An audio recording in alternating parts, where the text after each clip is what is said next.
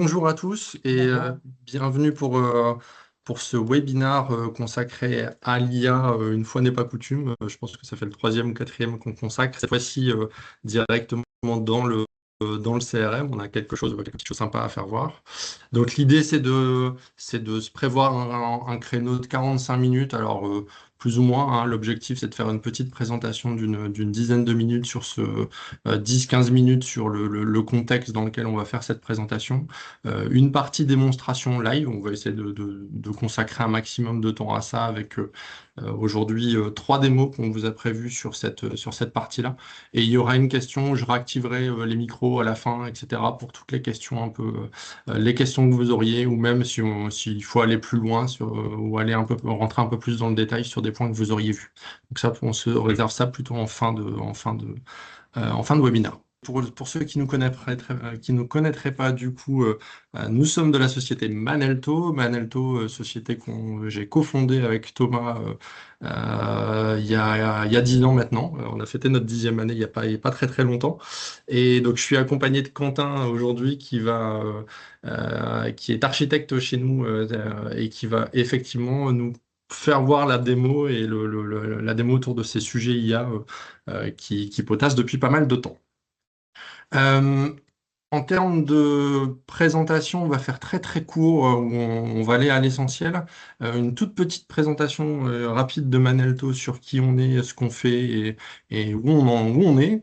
On va repartir sur une généralité un petit peu IA. Alors, je vais faire moins de choses que j'avais faites la dernière fois, juste reposer deux, trois mots de vocabulaire, histoire qu'on s'entende bien sur le contenu que vous allez voir aujourd'hui.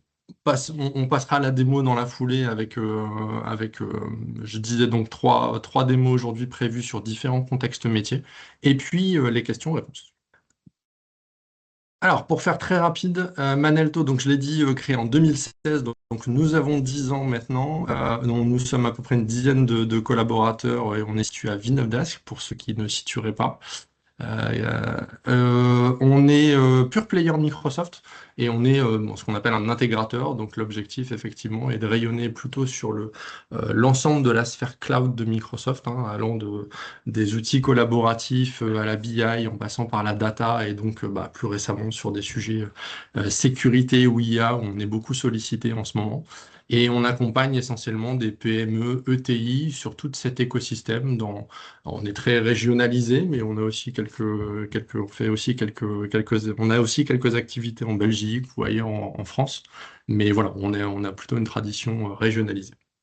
Notre métier, en deux mots, on aime cultiver cette double expérience, à savoir que dans les équipes, on a plutôt des gens qui sont effectivement des techniciens. On produit de la technique, on produit de l'informatique, donc on a des purs techniciens, et ça, avec une casquette d'expertise Microsoft, hein. À partir du moment où on ne fait quasiment que ça de la journée, effectivement, on a cette compétence-là sur quasiment toute l'aspect Microsoft Cloud. On va mettre un petit peu de côté le RP, mais le slide, le graphique qui est sur la droite représente un petit assez bien ça.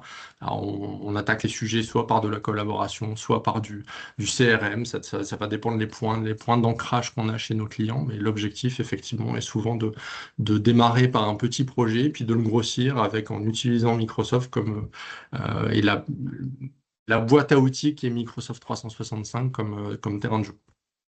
Et on a aussi une autre compétence dans les équipes, on est souvent en binôme et on travaille avec des gens qui sont plutôt issus du monde du commerce ou du monde du marketing, donc on fait des études plutôt orientées métiers, dans ces métiers de la vente, de la communication, etc., etc. Ce qui nous permet effectivement, en mode projet, d'avoir à la fois du répondant technologique, bon, ça va de soi pour un intégrateur Microsoft, mais aussi un certain répondant métier pour effectivement aller challenger, alors pas forcément un process, mais aller challenger une fonctionnalité, un pourquoi, et on l'a déjà vu dans ce secteur-là, pourquoi on ne le ferait pas comme ça. Voilà. Ça nous permet de cultiver cette double compétence-là, et c'est comme ça qu'on mène nos projets au quotidien avec nos clients. Pour ce qui est de l'historique, je vous invite à aller voir les quelques webinaires qu'on a fait il y a quelques temps. Alors, on a commencé cette activité il y a quasiment un an, donc je pense il doit y en avoir 5 sur YouTube, si je ne me trompe pas, ou 4. peut-être. Je vous en ai mis quelques-uns là. Alors, les derniers ont beaucoup tourné autour de l'IA, mais il y en a aussi sur du marketing automation, il y en a eu sur de la BI. Et puis on continuera, on essaye de tenir un rythme tous les 2 à 3 mois, d'essayer de produire, de réaliser un webinar sur ces sujets Microsoft. Alors, quelques généralités autour de l'IA parce que, une fois n'est pas coutume, le sujet n'est pas forcément facile et pas forcément super bien expliqué par Microsoft. Soyons un peu critiques, hein. Comme toujours, c'est toujours le panel est un peu diversifié et c'est assez compliqué, même surtout dans l'offre Microsoft, de bien identifier ce que sont les outils. Donc en fait, on ne parle pas d'un seul copilote, mais on en parle de deux. En fait, on aime bien le présenter comme ça. On a le copilote que j'appellerais du quotidien, le généraliste qui se trouve plutôt sur votre gauche. Pour les utilisateurs Office 365 ou Microsoft 365 que je vois dans la salle notamment, c'est celui qu'on voit quasiment partout maintenant dans l'écosystème, que ça soit dans Word, Outlook, Teams, etc. C'est lui qui vient effectivement challenger tous les usages un peu classiques qu'on a d'une IA, allant de la réponse aux questions, l'intégration dans les outils pour effectivement produire du contenu, et puis la capacité à venir être interrogé sur des sujets un petit peu divers et variés. L'objectif, effectivement, et pas de le concentrer à une tâche pratique, hein, c'est d'effectivement aller chercher un contenu. Là, on prend des contenus à traduire, etc. On vient challenger une IA comme aujourd'hui, on pourrait le comparer à des chats GPT ou à des clouds. Ce qu'il faut bien comprendre sur cette partie-là quand même, j'insiste, Copilot n'est pas une intelligence artificielle en tant que telle, hein. Microsoft ne produit pas de modèle LLM. Copilot vient choisir parmi des LLM du marché.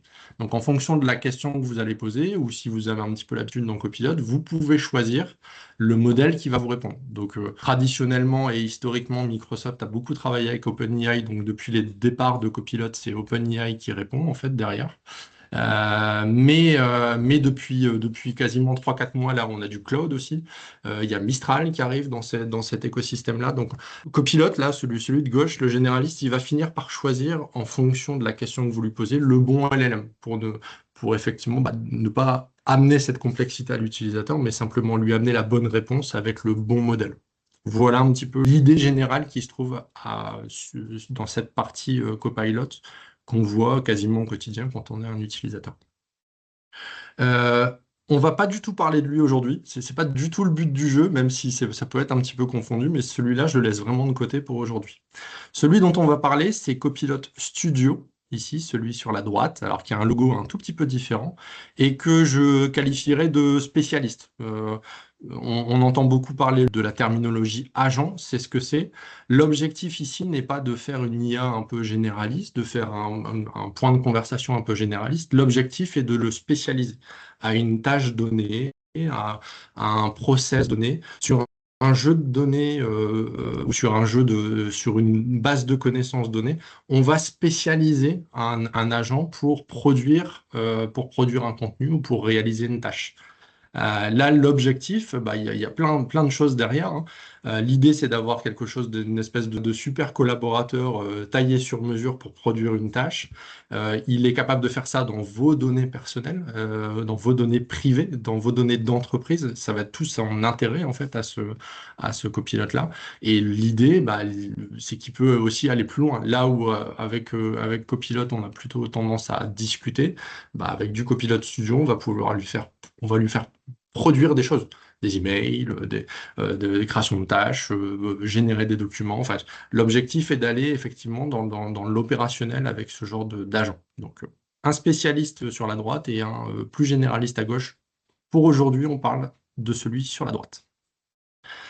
Alors, j'ai remis ce slide juste pour l'explication. J'aime bien ce slide qui résume ce qui est un agent. Là où effectivement un chatbot classique a plutôt un cerveau, c'est-à-dire qu'on va lui poser on a un use case un peu pratique chez nous. On pose la question de la tarte à la fraise, de la recette de la tarte à la fraise pour voir si effectivement un agent répond et de quelle manière il répond. L'objectif d'un agent, c'est de ne pas répondre à ce genre de prompt. Il a été produit, il a été entraîné pour répondre sur des questions de facturation. L'objectif n'est pas d'ouvrir les chakras à lui poser des questions un petit peu diverses et variées. Il a été spécialisé pour des questions de facturation, on va le spécialiser pour ça. Donc, on va utiliser un cerveau qui est, comme je le disais tout à l'heure, n'importe quel LLM du marché, que ce soit de l'OpenAI, du Claude, etc. Pour l'anecdote, la démo que vous allez voir aujourd'hui est faite avec du Claude, euh, du Sonnet ou du Opus? Opus. De l'Opus, voilà, pour les connaisseurs.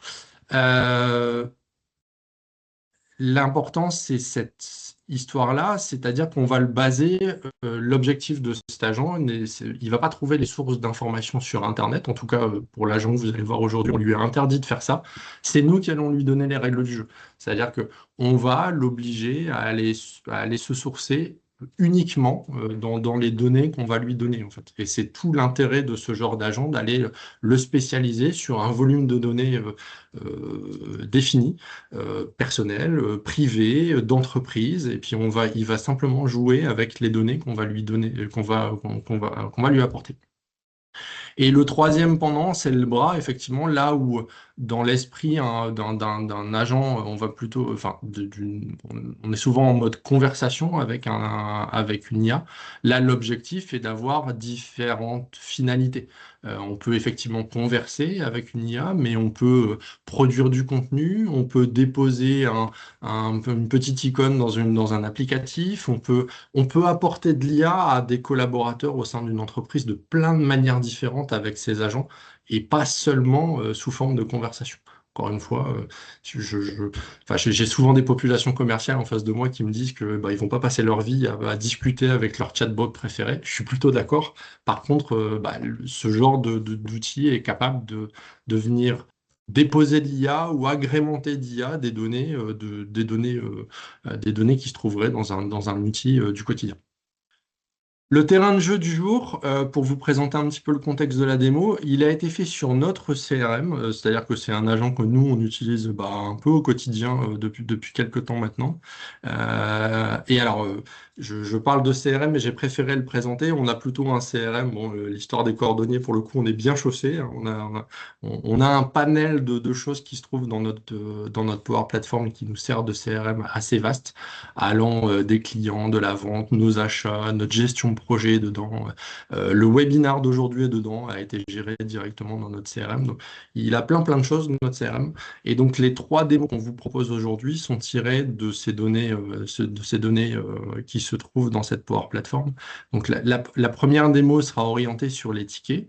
Alors, en termes de vocabulaire, les tickets, ce sont nos clients, lorsqu'ils ont un contrat de service, ben, ils nous font des tickets très classiquement quand ils ont une problématique ou une question.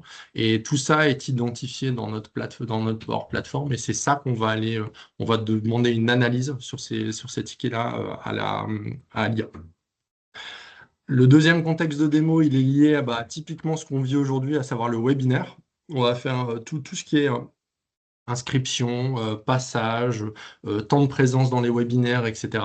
On commence à avoir une base un peu, on a fait 5-6, donc une base un peu fournie.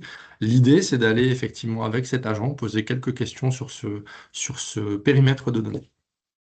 Et il y a une troisième chose qui est plus classique dans un CRM, on produit des factures de vente et on va aller un petit peu challenger l'IA sur ce volume de données-là. Voilà un petit peu les trois contextes dans lesquels on va jouer. Je les ai rappelés dans cette slide ici pour aller très très vite, mais donc la première chose que vous fera voir Quentin, c'est une analyse sur les tickets clients, la deuxième sur les webinaires. On va quand même, pour les plus techniciens d'entre nous, rentrer un petit peu dans une troisième partie de la démo, dans les entrailles de l'agent pour voir comment ça fonctionne, tout ça. Vous allez voir que c'est très low code, il n'y a pas une ligne de code de fait. Par contre, il y a de l'architecture, il y a des composants qui ont été positionnés, c'est ce que va vous montrer Quentin. Et puis une quatrième et dernière démo orientée sur une petite promo en ce moment Microsoft qu'on automatise avec notre agent. Voilà pour le contexte. J'ai terminé de parler, Quentin, mais je te laisse la main et le micro d'ailleurs.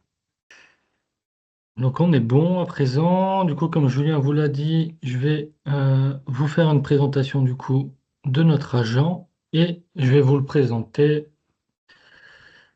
comme ça.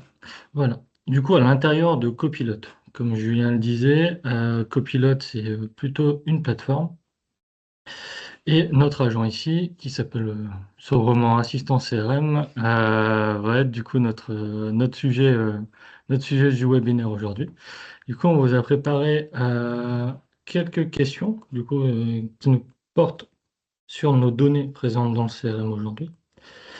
Du coup, la première qu'on va aller lui poser, c'est du coup pour chacun de nos clients dans le CRM, nous faire un top 10 par rapport au nombre de tickets qui ont été créés. Donc la question, en fait, elle est volontairement assez floue. On ne lui donne pas de dimension de date ou quoi que ce soit, mais en fait, l'assistant, du coup, par lui-même, et ça, c'est surtout grâce à son cerveau, si on reprend l'idée de Julien, c'est le LLM qui va, du coup, trancher là-dessus et qui va de lui-même s'imposer soit une temporalité, soit il va décider de traiter toutes les données. Là, du coup, il est parti sur le traitement de toutes les données. Donc là, on a notre premier résultat. Du coup, c'est des infos qu'on a dans le CRM. On sait globalement les récupérer, mais là, il nous fait simplement une synthétisation. Donc, on peut aller un peu plus loin sur la question à poser. Donc, ce qu'on va venir lui demander maintenant, c'est de venir ici, de comparer du coup le nombre de tickets total par rapport à la moyenne sur les 6 derniers mois et surtout la phrase ici importante, analyser en fait le résultat qu'il obtiendra. Du coup, il ne va pas servir juste à restituer la donnée, il va aussi du coup de lui-même fournir une analyse sur son fonctionnement. Donc là où la première question, en fait, elle est pour les gens qui connaissent enfin, qui sont dans un CRM et qui connaissent le CRM de Microsoft, en fait, la réponse aurait pu être trouvée directement par une vue CRM, hein, c'est pas très très compliqué. La deuxième est un peu plus pointue parce que, en fait, là, on lui va lui demander de faire du calcul. Donc là, en l'occurrence, on a pris l'exemple d'une moyenne mensuelle sur les 6 mois. Et là, bah, c'est quasiment impossible à produire nativement dans le CRM. Il faudrait faire des extractions Excel, etc. Je vous passe les détails. Voilà. Du coup, on va retrouver forcément ici notre nouvelle colonne sur la moyenne et surtout, nous, ce qui va plutôt nous intéresser en tant que commercial ou utilisateur, c'est cette partie analyse ici où il va synthétiser les données qui se trouvent là et donner en fait un sentiment ou un jugement sur ce qu'il considère normal ou anormal. Donc c'est pour ça que tout à l'heure je posais la question du modèle qui est utilisé par à Quentin, parce que Claude, il a pour les utilisateurs déjà Opus a tendance à être un petit peu verbeux. Et là, on lui a demandé de produire une analyse. Donc ce qu'il va faire, c'est essayer de lui-même, en fait, dans le contexte de données, essayer de trouver des corrélations sur des montées et des baisses. Alors je vois quelques clients dans le chat qui vont se reconnaître dans les noms de sociétés, mais ça n'est que des nombres de tickets, hein. Mais quand on faisait les démos hier, en fait, l'objectif, effectivement, c'est plutôt, lui, il va tenter d'expliquer pourquoi il voit des hausses, pourquoi il voit des baisses. Alors, il va nous parler de run de projet, il va nous parler de projets existants, il va nous parler de clients qui ne produisaient pas beaucoup de tickets, vont avoir un pic ces dernières semaines. Donc, il essaye de produire une analyse et de produire, d'avoir un raisonnement autour de ça. Alors, on pourrait continuer à discuter avec lui quasiment de manière infinie, hein. L'objectif là, c'était plutôt de le laisser libre recours et puis de nous proposer un premier niveau d'analyse. Mais en fait, cette analyse, elle est bornée par les prompts qu'on a, la manière dont on l'a configuré juste avant, qu'on vous montrera. Mais donc là, bah, charge à l'utilisateur de venir un petit peu challenger ça ou de récupérer l'information. Exactement. Du coup, on va pouvoir passer à notre deuxième démo qui va concerner les webinaires, du coup pareil, qui sont stockés dans notre CRM. Et donc là, la question, on va lui demander d'aller regarder le webinaire qui se passe aujourd'hui, toutes les personnes qui sont inscrites, et donc il va nous fournir la liste. Alors, le temps que le chatbot réponde, Pierre, je vois une de tes questions. Donc, fait-il l'analyse en allant digérer les autres données présentes dans le CRM? Oui, en fait, c'est le but du jeu. L'idée, c'est qu'on lui a son terrain de jeu, là, tout à l'heure, je parlais de la manière dont il fonctionne. Son terrain de jeu, là, c'est notre CRM complet. Donc, il a été chercher les clients, les prospects, les comptes, les factures. Donc, il essaye de faire un ensemble commun de ça. On lui a explicitement expliciter ce qu'il allait trouver dans le CRM. Donc, il y a un travail d'explication et de coordination en fait entre les données qu'il trouve et l'interprétation qu'il va pouvoir en faire. Là où notamment le modèle cloud est assez bluffant, c'est qu'il est très orienté, enfin, il a une réflexion métier qui est parfois assez bluffante. Donc, quand on va lui parler de tickets de support, il va rapidement être capable de comprendre que bah, quand il y a beaucoup plus de tickets de support, par exemple, bah, il y a une problématique en fait. C'est pas bien d'avoir beaucoup plus de tickets de support. Alors pour plein de raisons, hein, pour le temps passé, parce que ça veut dire côté client, il y a des problématiques, mais c'est lui qui va avoir ce raisonnement-là en fait. Et c'est tout l'intérêt de ce genre d'outil, c'est d'être en capacité de ne pas tout devoir lui réexpliquer. Un ticket de support, il a bien conscience que quand il y a un pic haut de ticket de support, c'est une problématique. C'est pas quelque chose de positif a priori en tout cas. Du coup, notre agent a terminé. Il allait récupérer les 37 personnes qui sont inscrites au webinaire. Et aussi, pareil, hein, il apporte toujours sa petite analyse où il signale qu'il y a certaines du coup, personnes qui ne sont pas rattachées à une société dans notre CRM.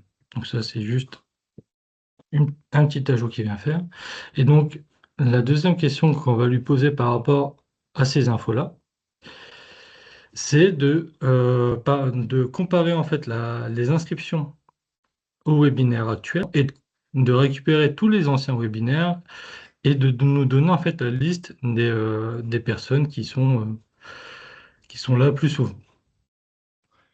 Donc là, sur le même principe, ce qu'on a voulu montrer là, c'est la capacité à aller se connecter à autre chose. Alors là, on organise notre webinaire sur Teams, hein, mais là, en fait, ça s'appuie simplement sur la capacité à trouver à aller récupérer des informations qui nous intéressent, de les positionner, de lui donner accès à ces informations, et puis encore une fois, faire une interprétation. Là, l'idée, c'est que bah, les différentes statistiques de notre connecteur webinaire Teams tombent dans notre CRM et puis bah, on analyse ça profil par profil.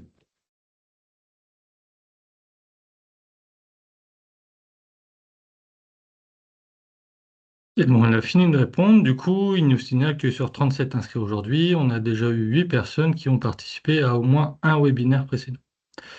Et donc là, en fonction de ce qu'on lui a demandé, il nous a donné les webinaires auxquels la personne a participé, la durée de participation. Ça, c'est des infos du coup qu'on récupère de Teams et qu'on stocke dans le CRM.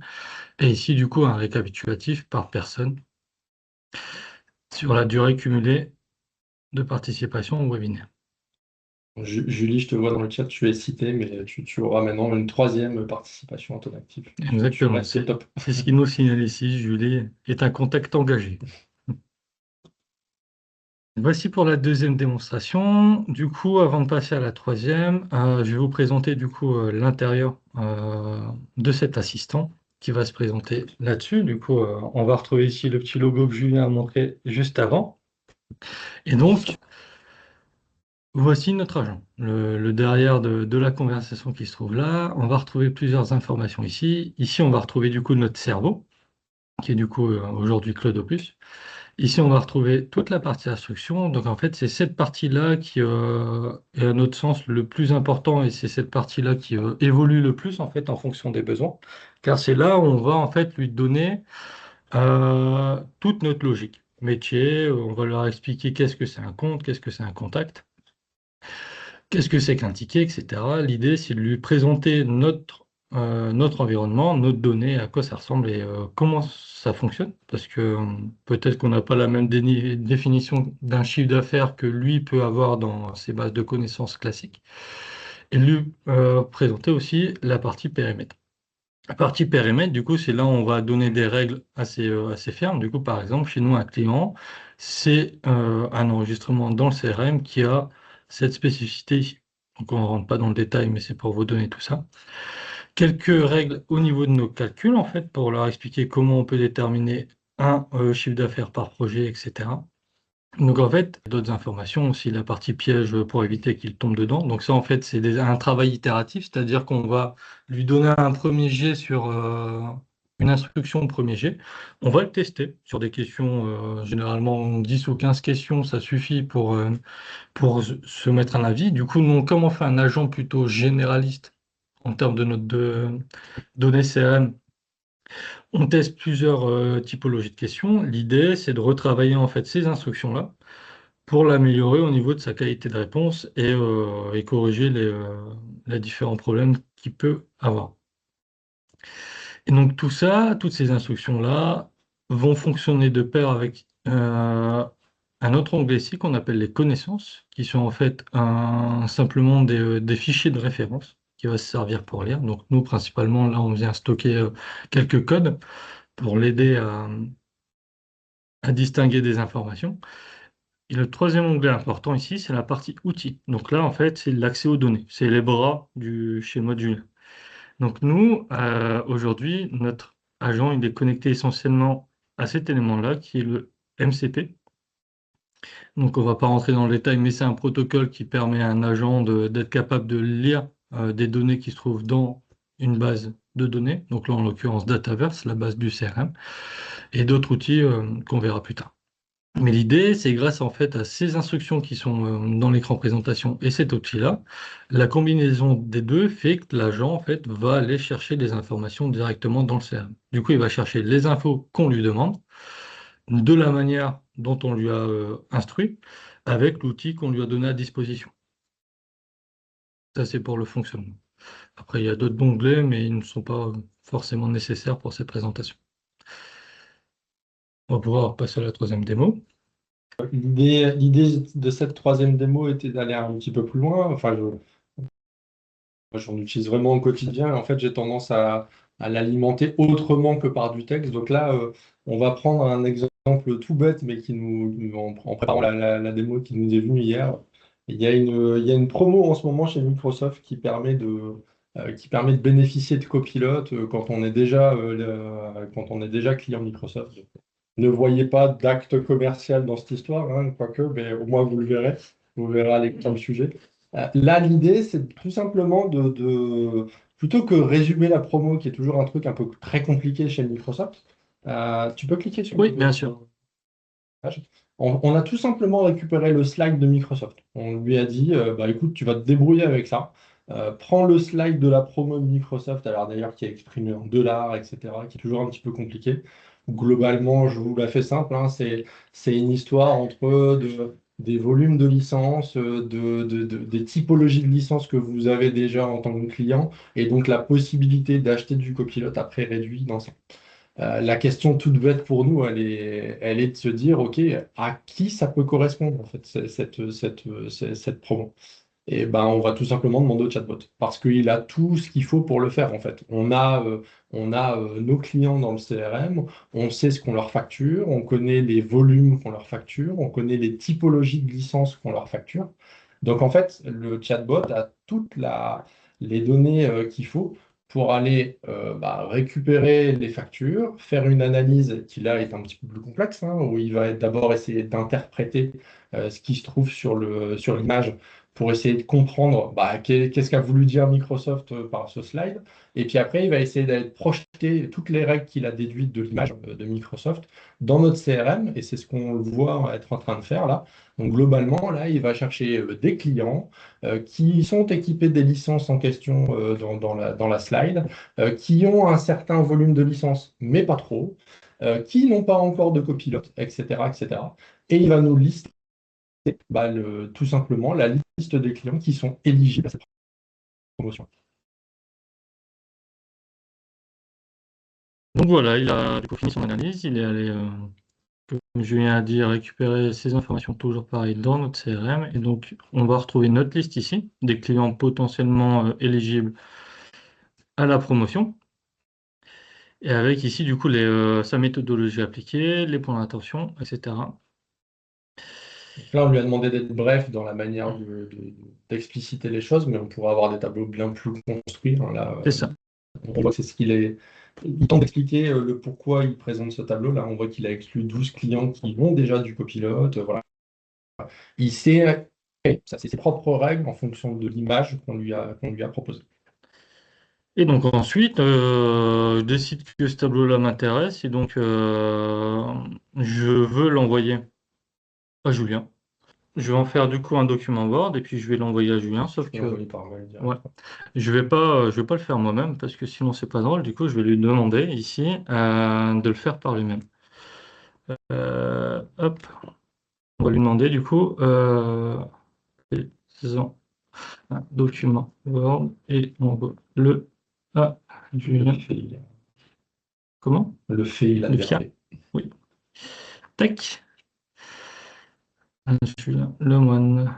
Je vais mettre ton adresse mail parce que tu existes plusieurs fois.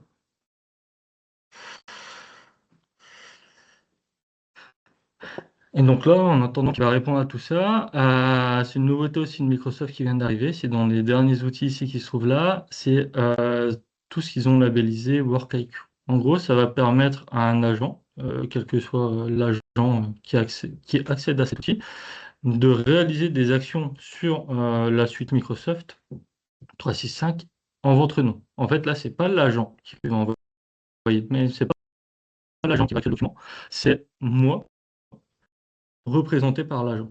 En fait, le document Word qui va me générer, il va me le stocker dans mon SharePoint, dans mon OneDrive, et le mail qui va partir, ça sera moi qui vais envoyer le mail. Je vais Donc là, récupérer la il a terminé, oui.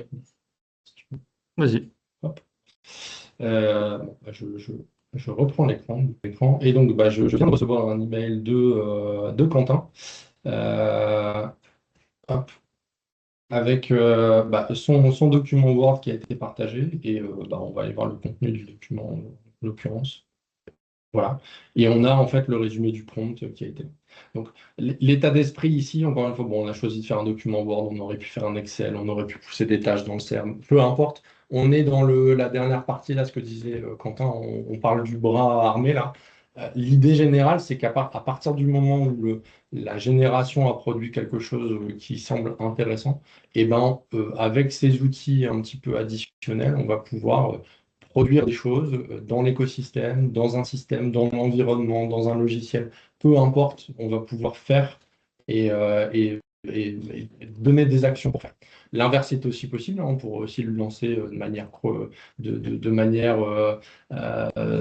manière récurrente, cet agent. Enfin, on peut imaginer plein de choses autour de ces différents sujets.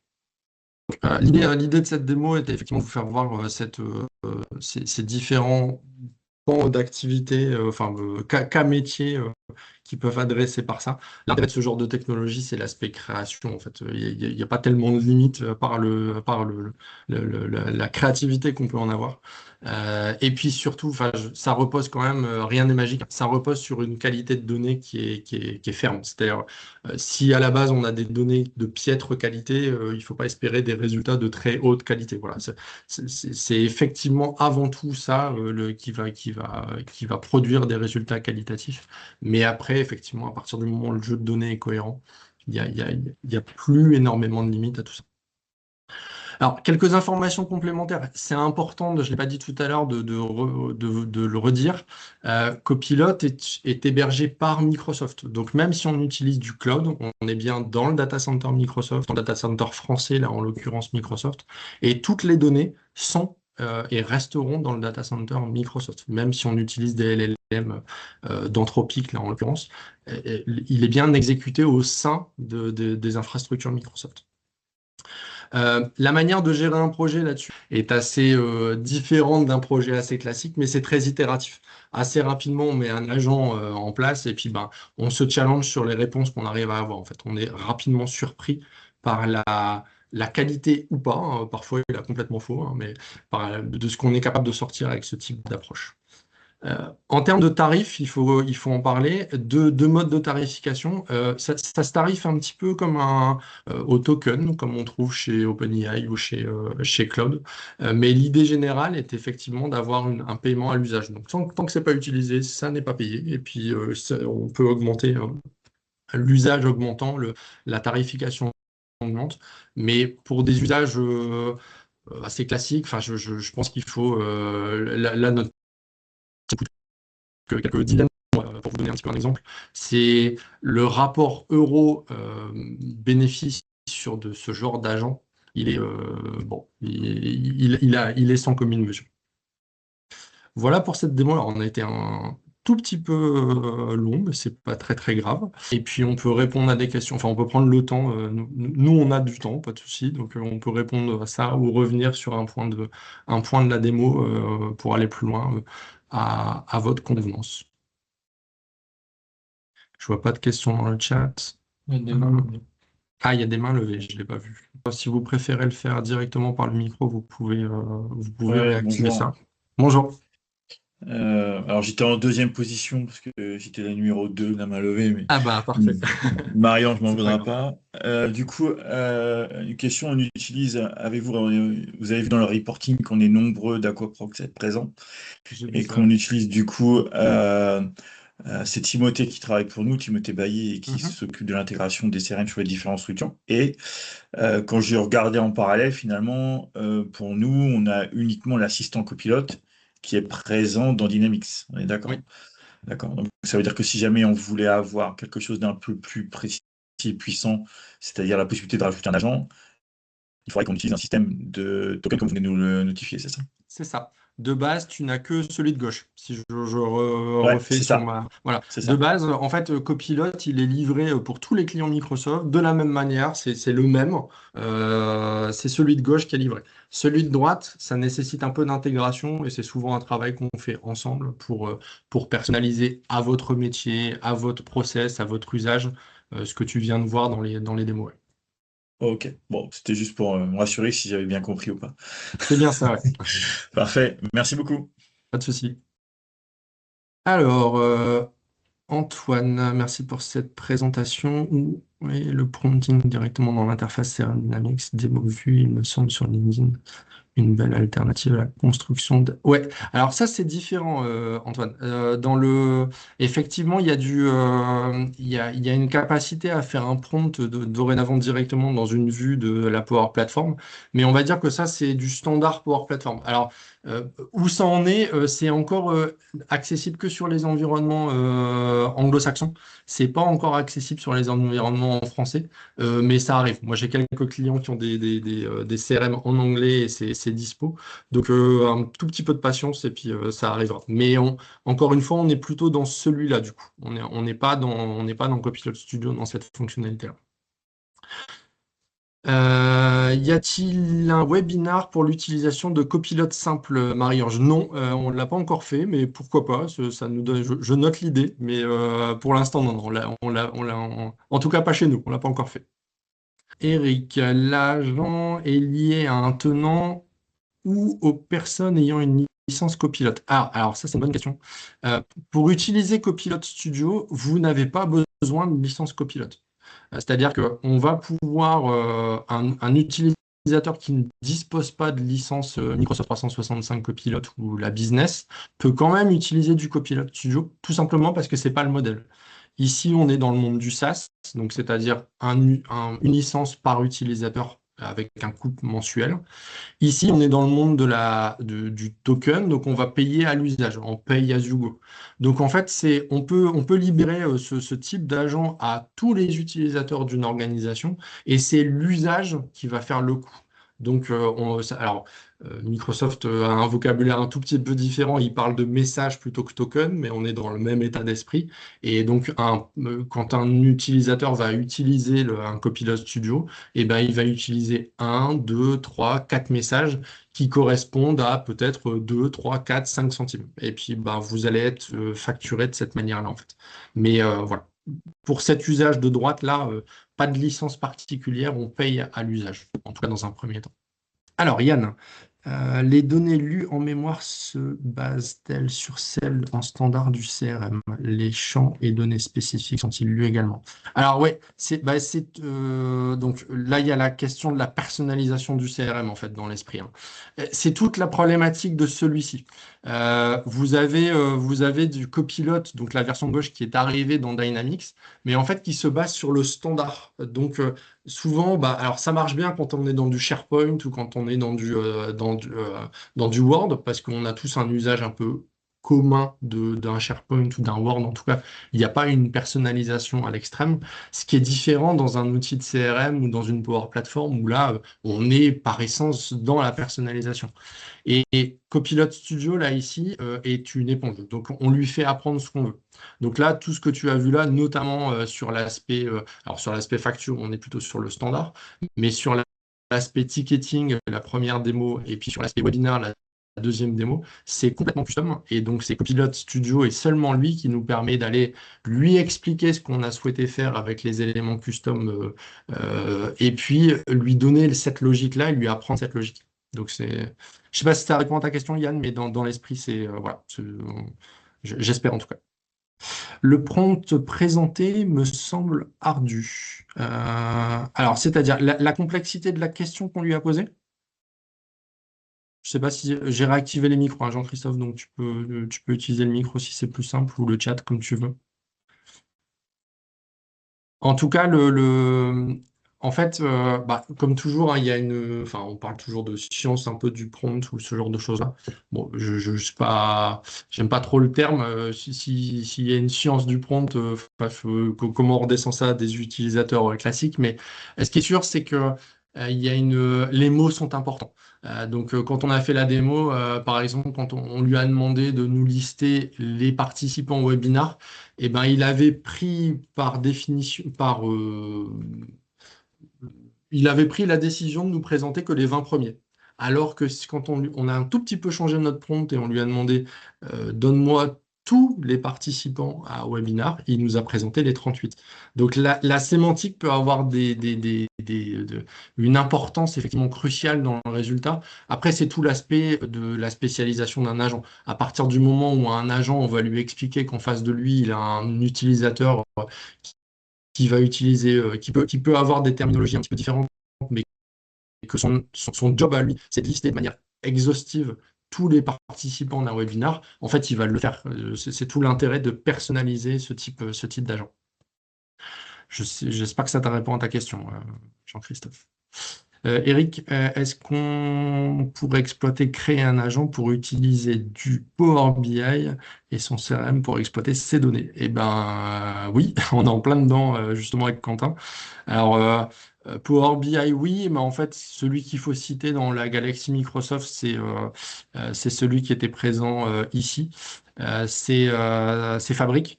Le bras côté Microsoft pour faire de l'IA sur des éléments de BI, c'est Microsoft Fabric. Donc, typiquement, c'est une plateforme qui a été pensée pour l'IA, en fait.